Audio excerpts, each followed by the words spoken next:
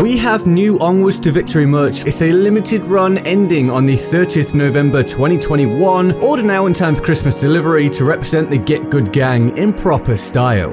Alright, this is not a hate video. I am having some fun on this game and some people are really enjoying it. Initially this was just going to be titled Why I Can't Recommend Battlefield 2042 Yet, but my list of issues got so long that it just made more sense to let it become this video instead, so people are aware of what they're getting themselves into, possibly, or make their decision as to whether they want the game at all. And early access is just a marketing term these days to get more money out of more expensive purchases. Anyway, this is a full release. There's real potential here, but a whole load of issues. We're pinning a lot of hopes on a huge day one patch to fix stuff, without any guarantees of how effective it will be, but things absolutely will improve, at least to some degree. Thank you for all the efforts the devs have put in working from home, but if you're ready to find out why some people are so disappointed in this launch so far, and why I can't recommend a purchase until the game has been heavily improved, well, here we go. Want great taste and the all-natural energy boost that I personally use every day? Try Sneak Energy and use creator code GGG to support the channel, link in the description. Thank you for your support. I'll make these points as brief as I can as there's a lot. Battlefield 2042 runs poorly. Very simple.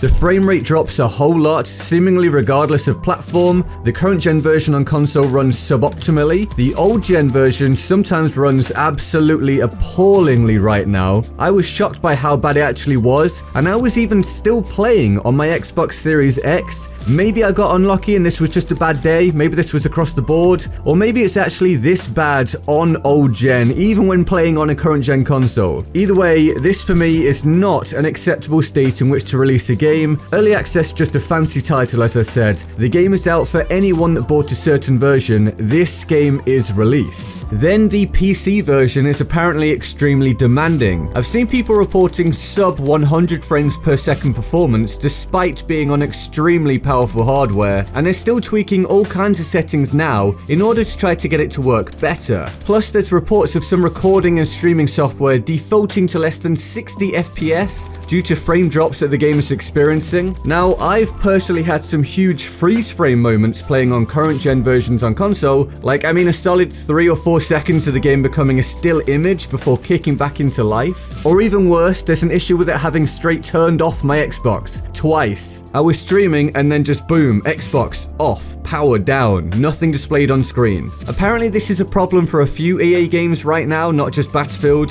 A fix is coming in an update, and I have manually downloaded that update early now and hopefully won't have the problem again, but still, not exactly an issue I could ignore. I've also twice been left in a down state whilst playing the game, unable to respawn, and without an option to redeploy, so my only option was to literally quit the app and start it back up again, which isn't what you want. There's also a lot of what we call rubber banding, which has been reported across, I believe, all versions of the game. Oh, and seemingly all the servers went down at one point, shouldn't forget to mention that. I'm just throwing this all out so you know, I'm not going to go into too much depth, just going to list each thing I'm aware of. There's also significant problems with getting into games with friends sometimes. It seems to have moments where it just straight up doesn't work for some reason. Aside from that though, there's a whole load of problems when it comes to playing with friends. A squad can only have 4 players, so if you have more than 3 friends to play with, there's an issue. This issue extends due to there being no server browser for the front and center mode of the game, All Out Warfare, so you can't just share which server you're in. You've got your friends in your designated party, and then everyone else that you might want to play with are just kind of stuck.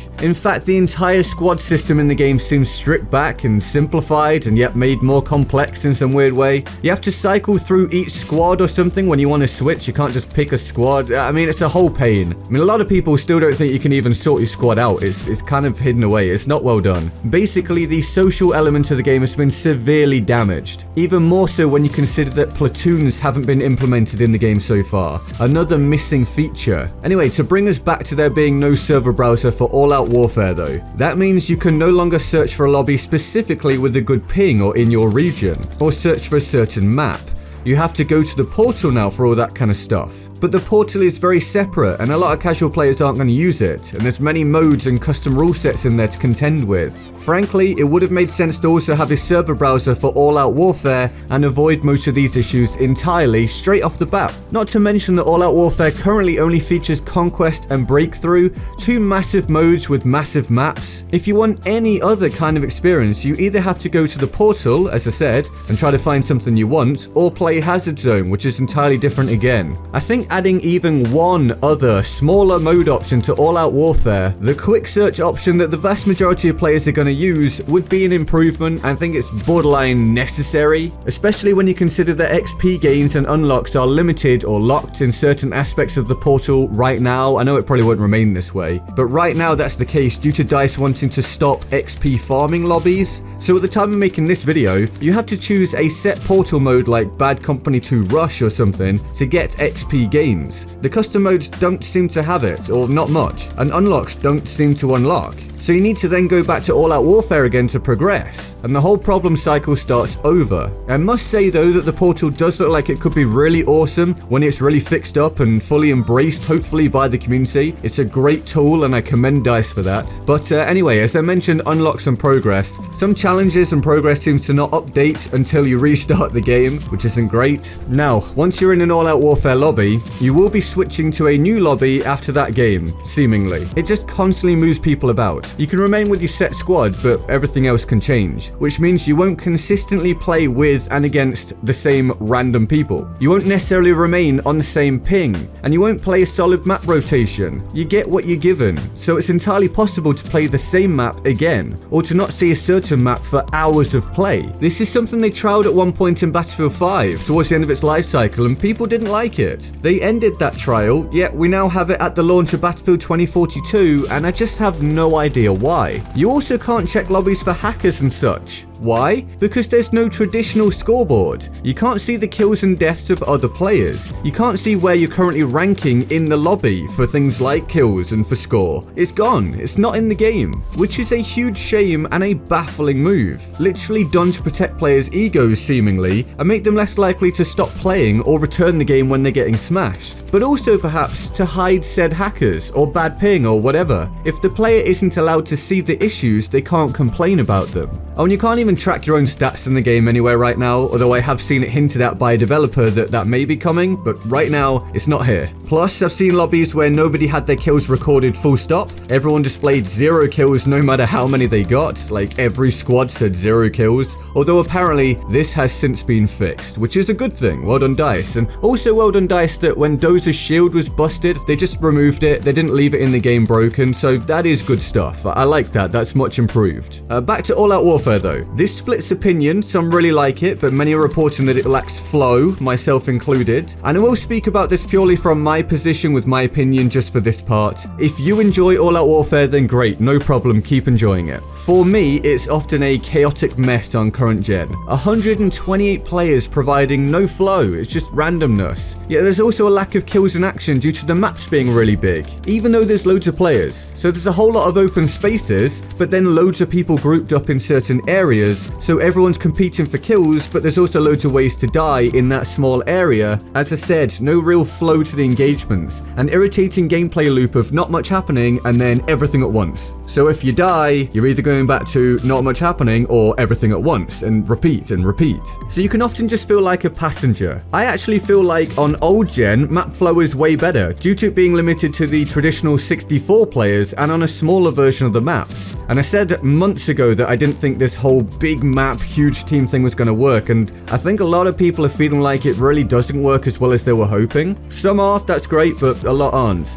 It's just way more manageable in old gen with the smaller teams and smaller maps, and thus you can play in a much more pointed and considered manner and feel like your play matters so much more, and you're not getting shot from every angle all the time anymore. Anyway, in terms of the modes themselves in all-out warfare, Breakthrough seems to be well supported by the community, but many have said that defenders almost always win, and there are some super short short rounds, like 10-minute breakthrough rounds, which isn't much fun. Now you may say, well, if you don't like all of that, just go and play the Portal. And yes, you can. But keep in mind that you do have to then deal with all the custom rule sets when trying to find something you want to play, plus another problem, crossplay. So on PlayStation, you can turn crossplay off in the Battlefield menus, but not on Xbox. On Xbox, you have to go to your actual Xbox settings and block crossplay from being possible across all your games. Which also means that while there are enough people who have done it so far to still get into all-out warfare games on current gen, Portal is a whole other story. And I know we are in early access and this may change, but still, right now it's an issue. And it may remain an issue due to people not wanting to go into their Xbox settings or not even knowing how. So you have to either choose to play without crossplay and go into all-out warfare and hopefully get a game, which you usually do, or turn it back on again to play the Portal. But why would you want crossplay off, you might say? Well, right now almost everyone is saying that aiming on console is incredibly hard. Some PC players are also saying it feels odd. I'm not sure anyone thinks it feels good right now, to be honest, but I'm on console and it is a trial trying to aim. The sensitivity is just strange and some scopes just aren't usable, some weapons just aren't as good just because it's so hard to stay on target. The settings seem to be off. Nothing seems to give the feel we're used to from whichever previous Battlefield game you choose. Plus there's next to no aim assist on console, it feels like. All I'm noticing is that when I'm trying to get past the target to lead them for long range shots, it gets stuck on them, like the opposite of what I want, but then at close range I can't stick on them at all. It's just not good. So avoiding playing against mouse and keyboard just unfortunately seems like the play to make right now. Even if they're having problems aiming as well, you just get beamed constantly by them in all-out warfare. And this is affecting almost everyone, by the way, this lack of settings feeling good.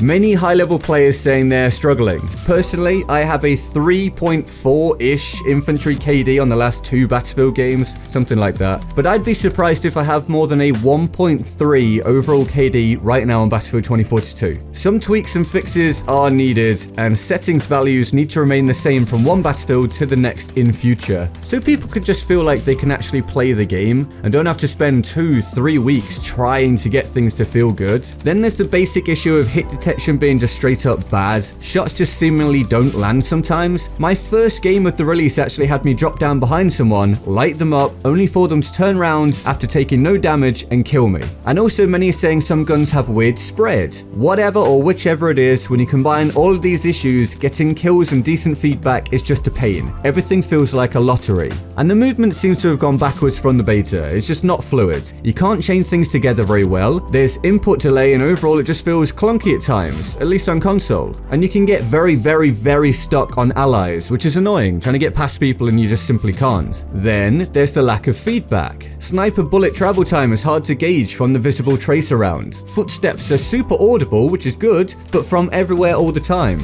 And remember, there's loads of people everywhere. Distance is hard to work out, so it can be an enemy or an ally, and you don't know if they're literally next to you or 20 meters away. It sounds the same a lot of the time. I don't know how they've managed that. And even the direction you're getting shot from can be a little unclear at times. Then there's also no 3D manual spotting, much like BF5, although visibility is better thankfully. But you still can't just spot an enemy to pick them out with the press of a button or a key. Instead, we have audio spotting, so everyone appears on the radar whenever they shoot, which makes making plays an absolute nightmare because everyone just stares at the minimap for dots, and you just got very little player agency of a situation. I mean, you can mitigate this by using a suppressor, so a lot of players are just going to use them as a total crutch to not appear on the radar, but this then can affect your damage. It's just not something I like overall. It's an unnecessary problem, but it's really down to your personal preference on that one. Oh, and armor in standard multiplayer? No, absolutely not. It ruins balance and leads to unfair engagements. Plus makes players feel like they need to have armor rather than the other options. It all throws off gun balance and overall gameplay balance. Moving on, there's currently an issue with some allies looking like enemies and having no name indicator above them. There's an issue with players getting stuck in crouch. There's an issue with the vehicle calling system sometimes not coming up.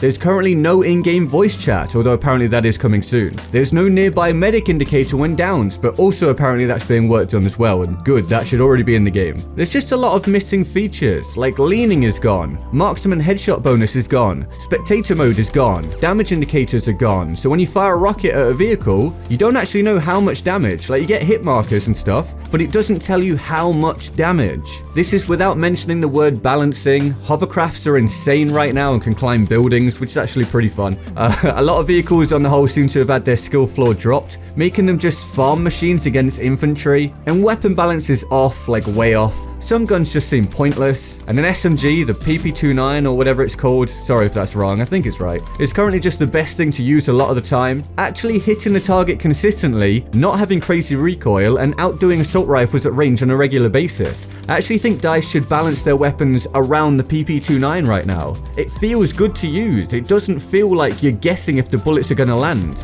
It's much better. So it's all just a lot. Despite the fun I'm having sometimes, and I am, and despite the fun some people are always having, which is great, and despite the hard work that's clearly gone into the game from devs working from home and it's not their individual fault, it's a company-wide thing, it's just a lot. Early access or otherwise, this game has released, and I can't recommend it until a huge amount has improved, which is sad, but it is reality, and I always want to be honest and put the community first. And so, let me know what you think, and I hope this video helped you out or entertained you. If it did, like the video to support it, thank you so very much. Subscribe for loads more, including near daily streams and videos like this 50 tips vid that's coming. Remember, we have fresh merch for just 2 weeks, disappearing on the 30th of November 2021. Get it in time for Christmas and represent the Get Good gang, and all the links to my social media such as Twitter, Instagram, Patreon, and Discord, and Sneak if you want to purchase the code GGG. That's all in the description below. Here's the board of awesome for the epic people that support the channel on Patreon. They're all absolute heroes, and I love them all deeply and of course often. And thanks to the channel members that get exclusive channel perks via hitting the join button below, which you can as well if you want. And with all that said, I'm GetGoodGuy, and I'll see you next time. Laters. Tip number 8, don't always instantly skip revives. The amount of times I've been on stream and I have screamed why because I'm going to try and help a teammate and they spawn in is innumerable, and thus my rage continues every single day. If someone is near you and able to revive,